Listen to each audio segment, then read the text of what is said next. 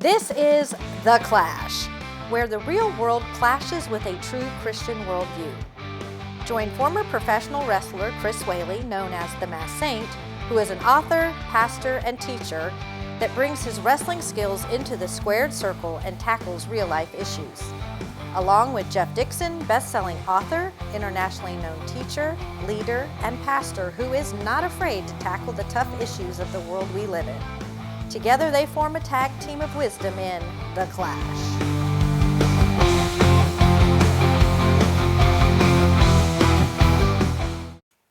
Hi, welcome to The Clash, where we take a Christian worldview and allow it to clash into the culture around us. My name is Jeff Dixon. I'm joined by the Masked Saint, Chris Whaley. And we are spending a few minutes with you. We're glad that you've joined us. But today, we have a very special guest.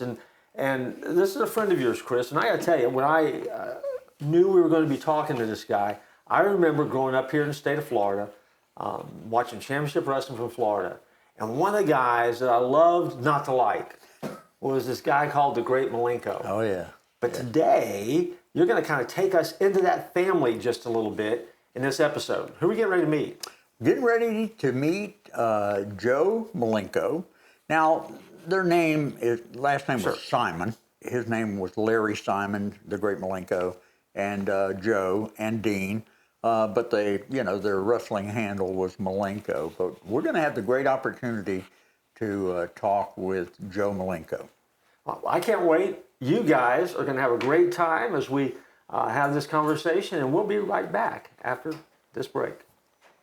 Hey there, stop whatever you're doing right now. Get your phone out and go ahead and aim it right here at the screen at the QR code right in front of you. Because I know what you're thinking. You're thinking, hey, I'm having such a great time watching The Clash, but there's been some episodes that I've missed. Well, if you take a picture of that QR code and follow it to the website, you're going to discover all of the episodes of The Clash that you might have missed on a channel called The Church at 434 in Motion. 434 in Motion has that and a lot of other resources, and we would love for you to catch back up on what you've missed. Every day there's brand new programming that comes out, and we want you to be a part of it. Now, hey, relax, it doesn't cost you a dime. It costs you a little bit of time, but it's well worth it because it's time well spent. Actually, it's almost like you're making money at it. So use the QR code, come find us, see the episodes of The Clash that you missed, and let's get back to the show. Well, Jeff, out of all the interviews that we have done, I'm going to be biased and tell you that this is going to be my favorite. This one is? Yeah. Okay. The person who trained me was the Great Malenko, and I had the opportunity to train not only under him, but to also work out with both of his sons, Joe and Dean. Joe was trained by his dad, but Joe was also trained by the great Carl Gotch. Now, that name might not mean much to Jeff and our audience, but I just want you to know, audience, that Carl Gotch was the baddest of the bad. And when you have that name attached to your name, your weight goes up quite a bit. Today we're going to be talking to Joe Malenko. And Jeff, I wrestled 4 world champions. I have been beat up by some of the best. I mean, I got my butt kicked by Bruiser Brody, some of the roughest in the business. But the roughest match I ever had in my 10 years of wrestling, my roughest match was against Joe Malenko, and it took place right here in Orlando. Wow. And he literally kicked my butt all over the ring. So, Joe, welcome to The Clash. Wow. We're so glad to have you on the show.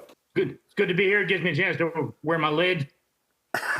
Well, Joe, I think, though, after that introduction, my first question is really important to our audience. Now, if you were the toughest guy he ever wrestled against and you just kicked his butt, how tough was he to wrestle? Or was he like a cream puff in the ring? That's what I want to know. Probably doesn't even remember. Most of my life is a blur. Okay. That's a good answer. That's a very good answer.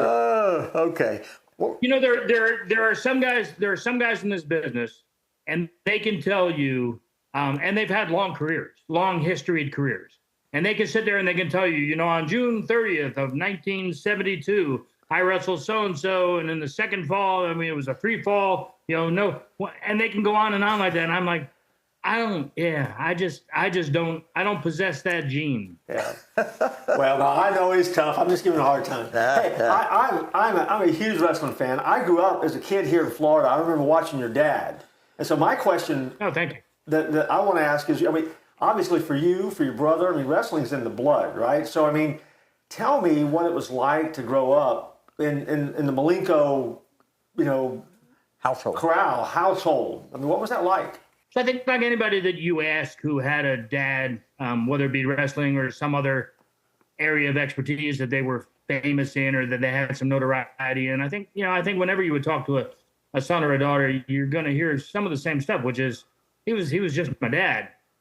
But in the same breath, I would, you know, I'd go out and about with him and I'd see how the reactions were to who he was. And I was very proud of him. He was, and so were most of his friends. You know, there's the traditional, I'll do the air quotes, you know, they were bigger than life. Yeah. You know, my dad was bigger than life. They were characters beyond characters. You can't even make half of the stuff up that they portrayed or especially in this community, because it was such a hotbed for professional wrestling. The whole Florida territory was, Tampa in particular. I mean, these are things that we all talk about constantly, and we'll talk about them until each of us are gone. And that is, the Fort Homer Hesley Armory was the Madison Square Garden of the South. It was amazing. It was hot. It was smoky. It was still segregated, you know, until one point.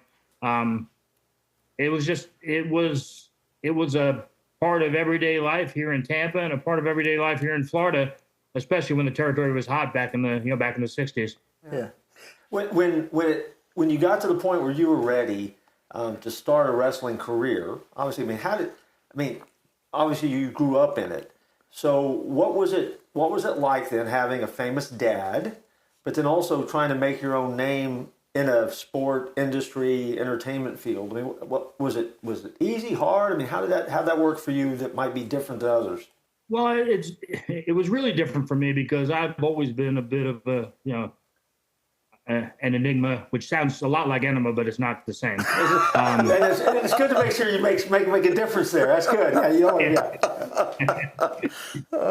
And I can take it in 15 different directions from here, but I'm supposed to do it. Although some of my matches were the anyway. So I never really wanted the business.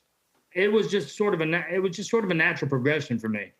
I knew, so my dad from early on always told me, he says, look, you know, make sure you get something steady behind you.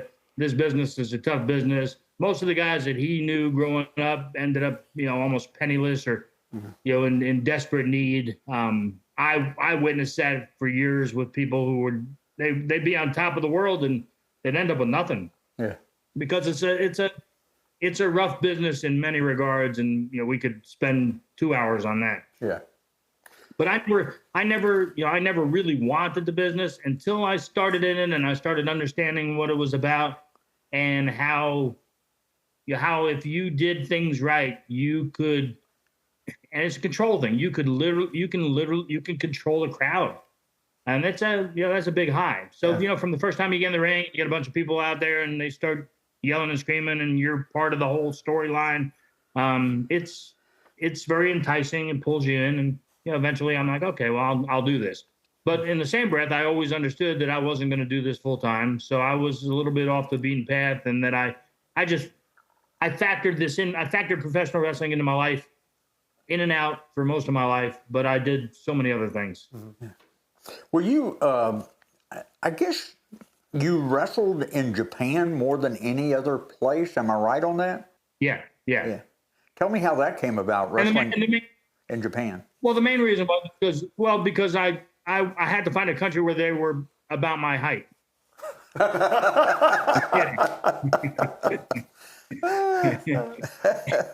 and they already had shot the Wizard of Oz. So I I didn't make the whole lollipop thing. You began in the Universal Wrestling Federation. One of the most, I'm sure, one of the most well-known matches in the UWF was your tag match with Super Tiger, where you faced the team of Yoshiaki Fujiwara and Osamu Kido. Is that right? Yeah. Yeah. Yeah. I mean, all very well-known guys in Japan, and guys who were just amazing. All of them amazing ring generals. Right. Amazing performers on multiple levels. And that was part of the thing. The draw for me was multiple pieces, but two in particular. One is I knew that when I went to Japan, I was always going to have a vast pool of talent to participate in. And, it's that old, steel sharpens steel sort of, or iron sharpens iron, whatever the heck that is. It was that whole mentality. If you're out there with the best of the best, then unless you're just not in it at all, you're going to get better. Yeah. And so there was no better place to do that in Japan. And people would say, well, didn't you want to wrestle the guys here in the States? Well, that was the funny piece, because they were all going over there. Yeah. So I had the chance to wrestle. I had the chance to wrestle all the guys in Japan who were phenomenal athletes and performers. But I also had the chance to wrestle all the guys who were here, who were considered anybody, or everybody and anybody. They all came to Japan. All right. So you had the best of everything over there. So that was the first thing. And the second thing was money. Right. I mean, the money was good in Japan. And unlike a lot of things here in the States, you go to Japan, they tell you what you're going to make. You'd wrestle, you'd bust your butt, they'd take good care of you, and at the end, they'd hand you every dollar they promised you. Right. Really big difference than here in the States, where even my dad stiffed me. He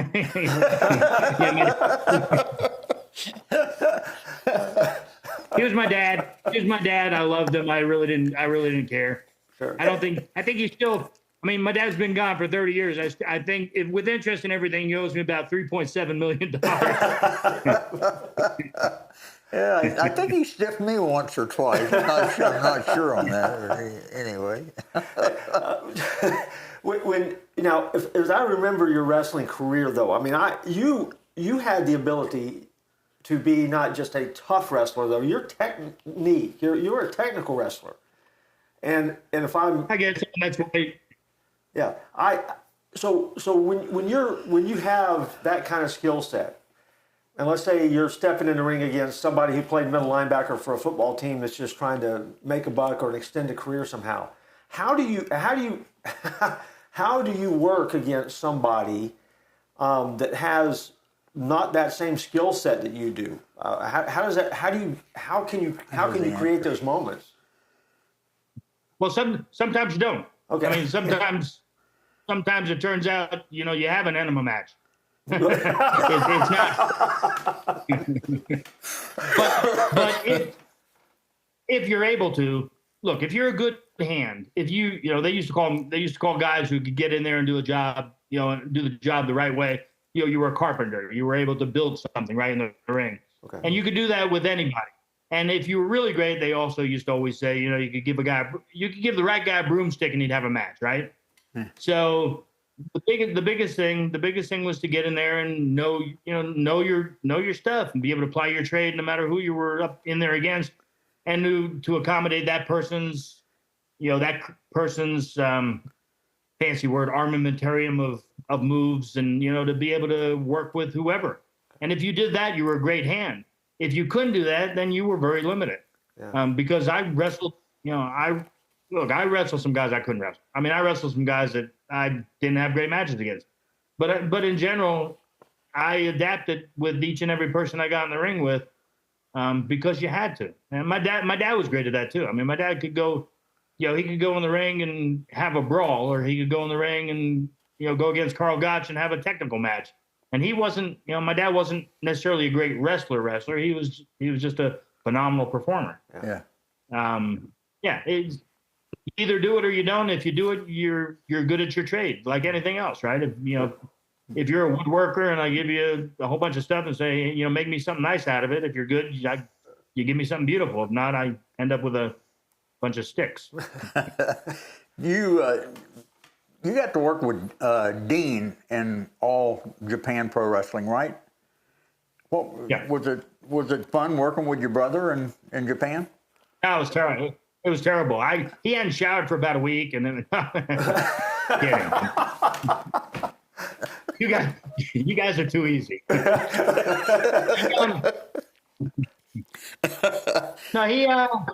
but my brother was great, and actually my brother became really great. Yeah. So it was good. Baba put it together.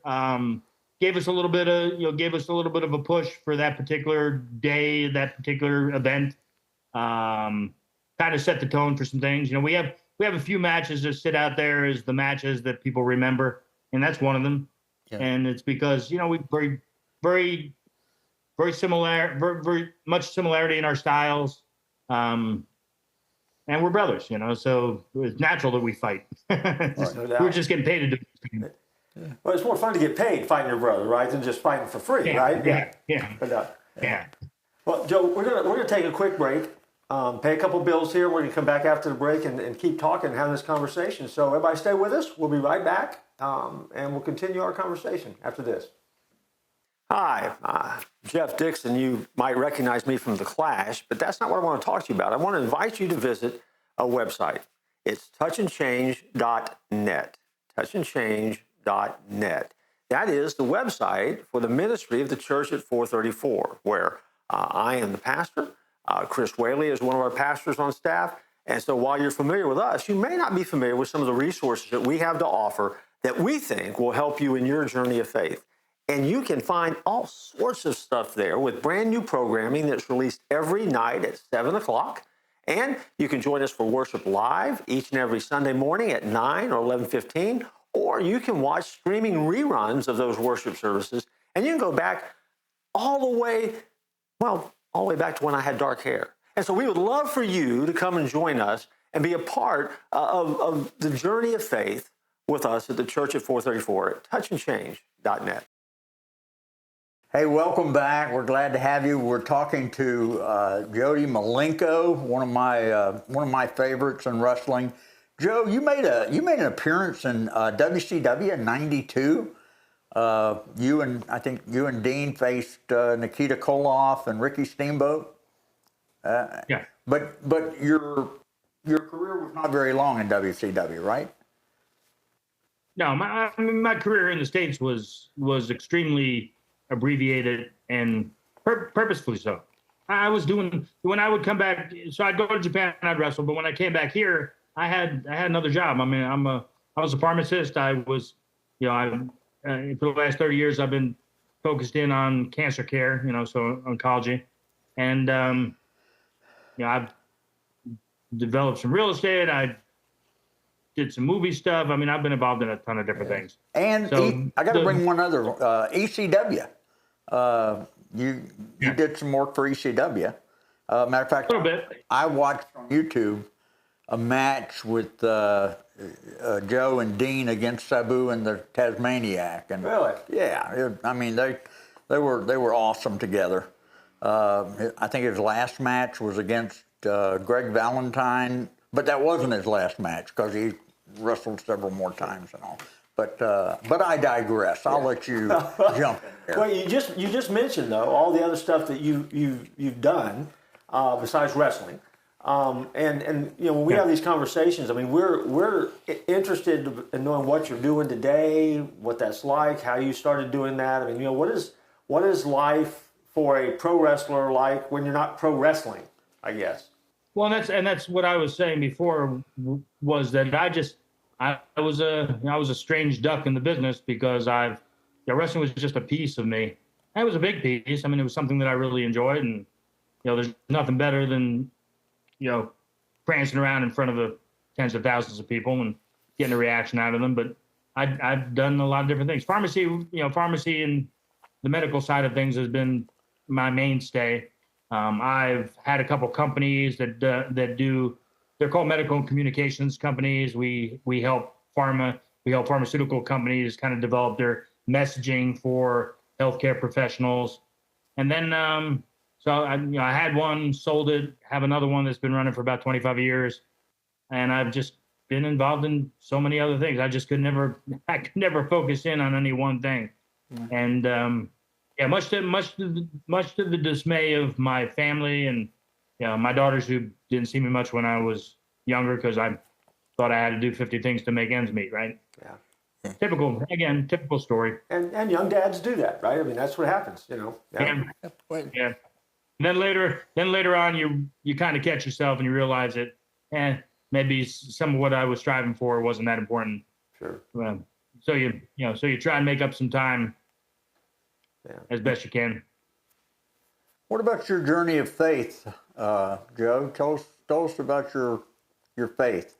I mean, I've always look. I'm Jewish. I have, over the last few years, I guess you could classify me more as a secular Jew, right? I'm not a practicing Jew. I have a lot of Christian friends, and through the years, obviously, as a Jew, you get proselytized to quite frequently, and you see a lot of things going on around you, and you just kind of push back. And then there was a moment, and I remember exactly where it was. I was poolside. I was having some problems at home. I was living in a little hotel. I was poolside. And a friend of mine, good friend of mine and his wife, they had told me about a guy who was a Jew who was a believer in Christ. And so I got his number and I talked to him. And I had this moment where I called him, we talked through things, and I began to understand that I needed to start to explore my faith and my journey to Christ and to the Father. What really helped me was an understanding that I started to relate God the Father to my heavenly Father to my earthly father. And I'll give you a prime example that really kind of set a tone for me. Everybody would say to me, do you pray? And I said, well, I feel awkward praying because aren't I saying something to an omniscient God, and doesn't he already know what I'm going to say? Doesn't he already understand me? Doesn't he already know before I even say it? Doesn't he know about me more than I even know about myself? And so isn't it sort of foolish or fruitless to have a discussion with my heavenly Father? And then I realized that my dad knew a lot of what I felt and who I was and why I was. And so why did he want to talk? Because he wanted that connection with me. And it took that, it took me, and I literally had an epiphany one day after after being poolside a couple weeks later. I was, people were telling me, about, I needed to kind of immerse myself in prayer, and I didn't understand. And then that moment when I started to put the two together, at least for me, that made it all make sense to me. Yeah. And so my relationship through Christ with my heavenly Father, evolved, because I understood that what he needed, this magnificent being that oversees everything, what he needed from me was that connection, and I could provide that by talking to him. Sure. And then obviously I started to surround myself with people of like-mindedness, and my faith still evolves, right. And it will continue to evolve. Sure. Now, you recently went back to Japan, right? What was that about? So, gentleman over there, Fumi Saito, who I've known for a long time, he's a journalist. He and a wrestling historian. So he arranged for me to come on over. We had a talk show with a live audience, and then I had the opportunity to bring my grandson with me, who's 17, who now is starting to dwarf me. and then my younger daughter will be 40. So it was first chance for me to be over there with my daughter and my grandson, and they got to see a little bit of an environment that I existed in that they really never experienced before. In fact, my daughter said to me when I was on the mat teaching, she goes, she said something to the effect that she could see the sort of the twinkle in my eye. Well, yeah, our last question, and then we'll wrap it up. But man, we appreciate you being here.